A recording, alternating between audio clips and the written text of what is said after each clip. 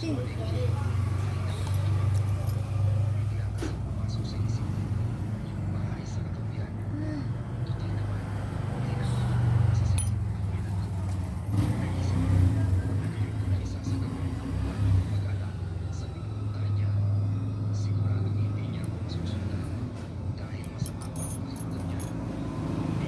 Maminaw ko.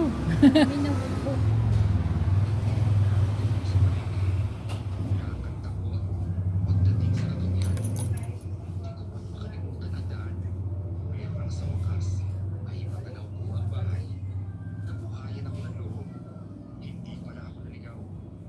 Kaya naman ko na nakuha na pahinduan te. Ano pa tong last eh.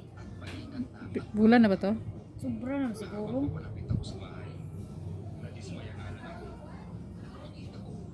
Ako man gumisige gilaptan god pa. Makikita ang lihim ng loob kung nakasarap pala. Kung sa bagay, Dry kay no. bakit nga naman niya yun iiwan ang may presensyang nakatanaw sa akin mula sa itaas?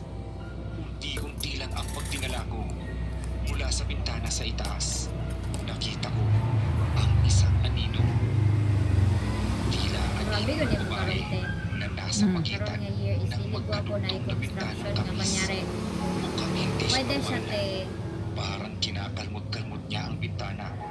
Pilit na binubuksan. Dili pwede ka na mag-construct sa pambalay nga na. Oh, manyari is Kasi wala kang ipinapakilala sa akin, kundi ang mama mo lang. Naisip ko lang baka meron pa kayong ibang kamag-anakan dito. Katulad ng tito, ng tita, mga pinsan. Hinahanap kita. Ganun ba? Maski isa sa kanila, walang kasundo ang mama mo. Teka, baka naman isipin mo, masama ang ugali ng mama ko kaya wala siyang kasundo. Kaya tumigas ang loob ng mama ko sa kanila. Dahil na rin sa mga ugali pinakikita nila ng mama ko. Ganun ba? Mga kaibigan. Hindi raw dapat ako sumusuka sa lababo. Dapat daw sa banyo. Pinapalinis niya sa akin agad. Hindi na lang ako kumibo.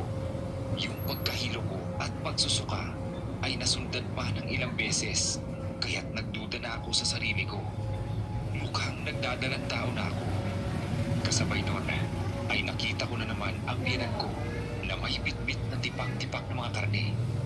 May mga pagkakataon na nakikita ko siyang natitig